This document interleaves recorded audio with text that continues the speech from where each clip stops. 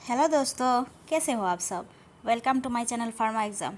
दोस्तों, पिछले वीडियो में हम ESIC प्रीवियस ईयर्स के क्वेश्चन डिस्कस करते हैं। आप सभी को पता है यार ESIC का वैकेंसी निकला हुआ है। तो हम लोग ने पिछले वीडियो में प्रीवियस ईयर के कुछ क्वेश्चन डिस्कस किए थे, डिटेल्स में डिस्कस किए हैं। आज के वीडियो में भी हम कुछ और क्वेश्चन डिस्कस करेंगे, क्योंकि ना जो एग्ज़ाम आ रही है प्रीवियस ईयर्स का क्वेश्चन देखना भी ज़रूरी होती है ना। इससे हमें कुछ आइडिया मिल जाती है। दोस्तों, अगर आप हमारे चैनल पर नए हैं और आपने अभी तक चैनल को सब्सक्राइब नहीं किया तो प्लीज़ सब्सक्राइब कर दीजिए, साथ ही बेल आइकन को भी दबा दीजिए ताकि आपको नोटिफिकेशन मिलती रहे। चलिए देखते हैं आज की क्वेश्चंस। नंबर 15 क्वेश्चन हमने पिछले वीडियो में डिस्कस किए थे। आज के वीडियो में हम कुछ और करेंगे। जैसे नंबर 1 क्या है, which of the following is not a cell derived mediator for inflammation. Cell derived mediator for inflammation इनमें से कौन सी नहीं है। तो इसमें आप आंसर देख सकते हो, आंसर दिया हुआ है kinin. Kinin is the answer. इसका मतलब क्या है, cell mediator, vaso active amine से एसिडिक लिपिड है, लिम्फोकाइनिस, ये सब क्या है, सेल डिराइव्ड मीडिएटर। और क्या है, सेल्फ डिराइव्ड मीडिएटर में और आपका आएगा हिस्टामिन आएगा, सेरोटोनिन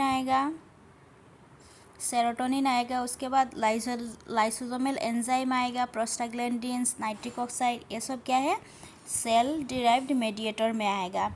और कैनिन क्या है, ये प्लाज्मा डिराइव्ड होती है, मेनली क्या होती है, ब्रेडिकाइनिन होती है और कोआगुलेशन फैक्टर्स होती है। इसको याद रखना है, ये क्या है, काइनिन। और सेल मेडिएटर क्या क्या होती है, वेसोएक्टिव एमाइंस, एसिटिक लिपिड्स, लिम्फोकाइनेज, उसके बाद histamine, serotonin, lysosomal enzyme, prostaglandins and nitric acid, ये सब सेल मेडिएटर इन्फ्लेमेशन होती है। नेक्स्ट क्वेश्चन देखते हैं। Clinical obesity is condition in which BMI range is. BMI range कितना होती है क्लिनिकल कंडीशन में। अगर आपको पूछे ओबेसिटी का BMI कितने रेंज में होगी, वैसे BMI का नॉर्मल रेंज क्या होती है, BMI का नॉर्मल रेंज होती है 18.5 से लेके 24.9 तक क्या होती है, नॉर्मल रेंज होती है BMI के लिए। इसमें दिया हुआ है ओबेसिटी के लिए होती है 30 से लेके 40 तक, और 25 से लेके 30 को हम क्या कहते हैं, ओवरवेट कहते हैं, ओवरवेट। 25 से लेके 30 तक ओवरवेट। नॉर्मल रेंज का है 18.5 से लेके 24.9, और अगर ओबेसिटी कहेगा तो क्या कहेंगे, 30 से लेके 40 तक। नेक्स्ट क्वेश्चन देखेंगे।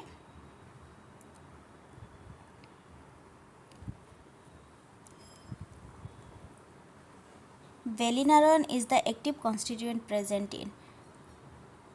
वेलिनारोन किस में पाया जाता है, ये जेटामांसी में पाया जाता है।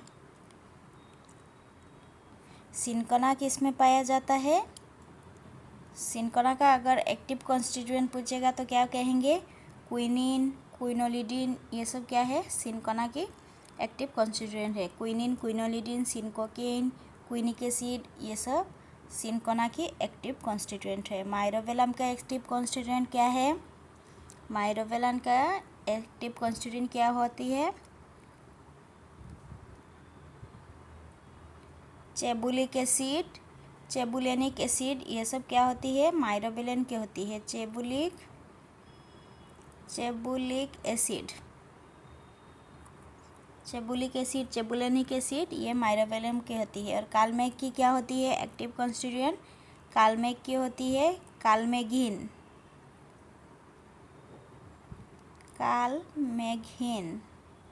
एंड एड्रेनोग्रेफेलाइट, ये दोनों क्या होती है, कालमेग के होती है।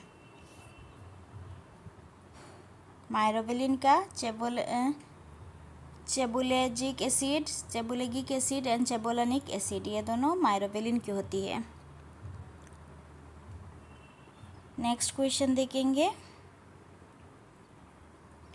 The price fixed by Indian government for schedule formulation according to the provision of DPOC is called, इसको क्या कहते हैं?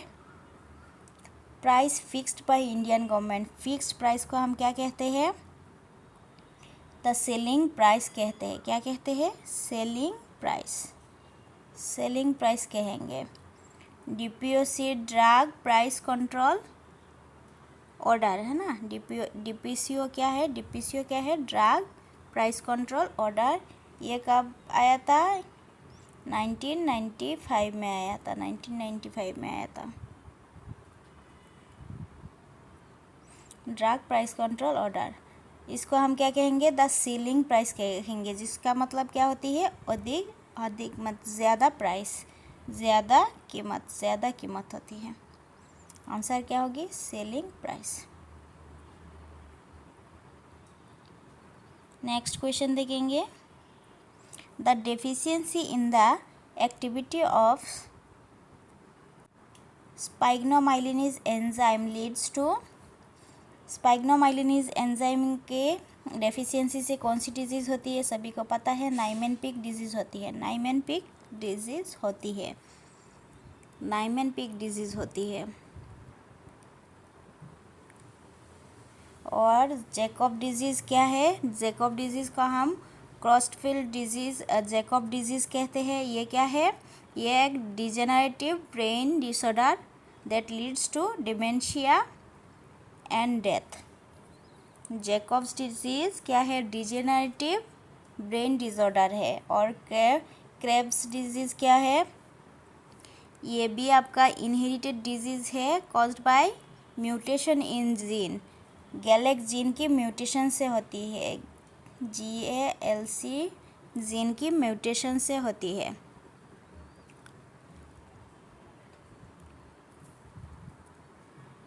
फिर आपका गुच्छार्ड डिजीज़ क्या होती है? ये भी इनहेरिटेड मेटाबॉलिक डिसऑर्डर है। इसका ग्लूकोसेरेब्रोसाइटिस एंजाइम डेफिशिएंसी से गुच्छार्ड डिजीज़ होती है। ये क्या है? इनहेरिटेड मेटाबोलाइट डिसऑर्डर है। ग्लूकोसेरेब्रोसाइटिस एंजाइम के डेफिशिएंसी से गुच्छार्ड डिजीज़ होती है। और स्पाइग्नोमाइलिनेज एंजाइम के डिसऑर्डर से क्या होती है? नाइमेनपिक डिजीज़ होती है। नेक्स्ट क्वेश्चन देखते हैं। The channel involving retailer and wholesaler are, channel involving retailer and wholesaler is क्या है? The typical channel. इसको हम क्या कहते हैं? द टिपिकल चैनल कहते हैं, टिपिकल चैनल। नेक्स्ट क्वेश्चन देखेंगे। Which of the following is a plasma kinin, इनमें से प्लाज्मा काइनिन कौन सी है? प्लाज्मा काइनिन क्या है? कैलिडीन है। कैलिडीन एंड ब्रेडिकाइनिन होती है plasma kinin. Bradykinin and kallidin क्या होती है? Plasma kinin. इसको याद रखना है। प्लाज्मा काइनिन क्या होती है? Kallidin and bradykinin. Kallidin and bradykinin. Next question देखेंगे। In presence of food absorption of drugs such as ampicillin क्या होगी? Increase fast reduce and then increase, fast increase and then reduce. अगर आप ampicillin को food के साथ लेंगे तो क्या होती है? उसका इफेक्ट रिड्यूस हो जाती है। पेनिसिलिन को कैसे लेना चाहिए? पेनिसिलिन को खाने की 2 घंटे बाद और खाने की आधा घंटा पहले लेना चाहिए, है ना। After food 2 hours after food, but half an hours before food ampicillin को लेना चाहिए। एजिथ्रोमाइसिन, एम्फिसिलिन ये सब लेते हैं। In the presence of food absorption of drug in as penicillin reduce, penicillin का इफेक्ट रिड्यूस हो जाती है। तो पेनिसिलिन को कैसे लेना चाहिए? खाने के 2 घंटे बाद, after 2 hours of food and before 30 minutes of food लेना चाहिए। नेक्स्ट देखते हैं। A drug that promote diuresis by antagonizing the action of aldosterone is promote dialysis by antagonising the action of aldosterone क्या होती है? स्पाइरोलेक्टोन होती है। स्पाइरोलेक्टोन क्या करती है? Antagonise the action of aldosterone, aldosterone की एक्शन को एंटागोनाइज कर देती है। नेक्स्ट देखते हैं, the heteroatoms present in the phenothiazine are, phenothiazine में कौन सी हेटेरोएटम एटम प्रेजेंट होती है? फेनोथायाजिन क्या है? ये एंटीसाइकोट्रिक ड्रग है ना, एंटीसाइकोट्रिक ड्रग है जिसको हम सिजोपेनिया बाइपोलर डिसऑर्डर में दिया जाता है। ये हेटेरोएटम्स क्या रहती है? सल्फर एंड नाइट्रोजन रहती है, सल्फर एंड नाइट्रोजन रहती है। नेक्स्ट देखते हैं, the procedure of removing ovaries is called, ovary removal को क्या कहते हैं? ओपेरेक्टोमी कहते हैं, है ना, ओपेरेक्टोमी कहते हैं।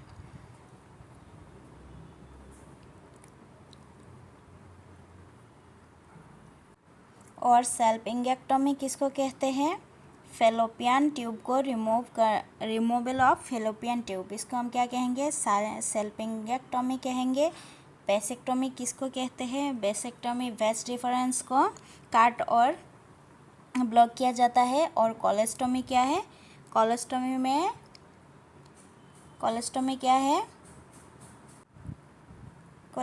क्या है? ये सर्जिकल प्रोसीजर है that involves creating and opening in the abdomen wall, abdomen wall को ओपन करके कोलेस्टोमी किया जाता है ना। कॉलन में कॉलन कैंसर होगा तो इस ओवेरीज को रिमूव करने के प्रोसीजर क्या है? ओपेरेक्टोमी होती है, ओपेरेक्टोमी होती है। नेक्स्ट क्वेश्चन देखते हैं, which of the following is an H2 receptor antagonist, इनमें से H2 रिसेप्टर एंटागोनिस्ट कौन सी है? सिमिटिडिन पता है, रेनिटिडिन, सिमिटिडिन, फोमोटिडिन, ये सब क्या होती है? H2 रिसेप्टर एंटागोनिस्ट होती है। रेनिटिडिन, सिमिटिडिन, फोमोटिडिन, ये सब H2 रिसेप्टर एंटागोनिस्ट होती है। साइक्लिजिन क्या है? साइक्लिजिन एंड क्लोरोसाइक्लिजिन, ये क्या है? फर्स्ट जनरेशन हिस्टामिन्स होती है, फर्स्ट जनरेशन एंटीहिस्टामिन होती है। प्रोपोक्सिफेन क्या होती है? इसको हम डेक्स्ट्रोप्रोपोक्सिफेन भी कहते हैं। ये ओपियोइड एनाल्जेसिक होती है। और लोपारामाइड क्या होती है? ये स्टोमक अपसेट में दिया जाता है, ये एक्यूट डायरिया में लोपारामाइड दिया जाता है।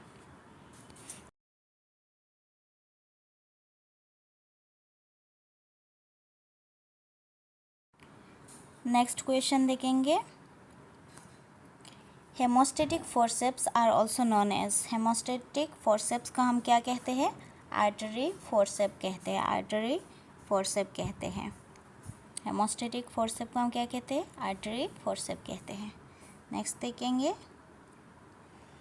Anaphylactic allergy falls under which of the following type of hypersensitivity, hypersensitivity में एनाफाइलेक्टिक एलर्जी कौन सी टाइप में पड़ती है? तो ये टाइप 1 में पड़ती है। हाइपर सेंसिटिविटी की कितने टाइप होती है? 4 टाइप्स होती है, 4 टाइप्स हाइपर सेंसिटिविटी होती है। टाइप 1 में क्या होती है? ये reaction mediated by IgE antibodies होती है। फिर आपका टाइप 2 में क्या होती है? Cytotoxic reaction by IgG and IgG और IgM।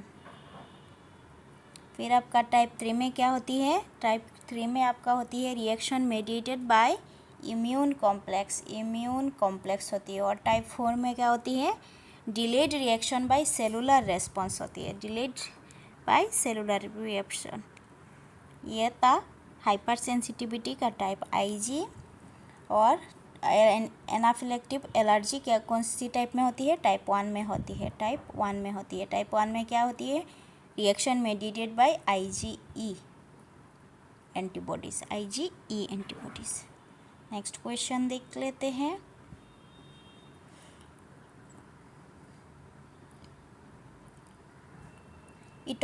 Etoposide is a semi synthetic derivatives of etoposide is a semi synthetic derivative of plant terpene, plant tannin, plant alkaloid या फिर प्लांट ग्लाइकोसाइड। तो आंसर क्या है?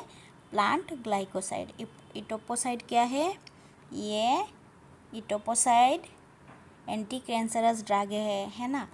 केमोथेरेपी में दिया जाता है इटोपोसाइड को। ये इसको किससे एक्सट्रैक्ट किया जाता है? पॉडोफाइलम से एक्सट्रैक्ट किया जाता है। सेमी सिंथेटिक होती है। Semi synthetic derived from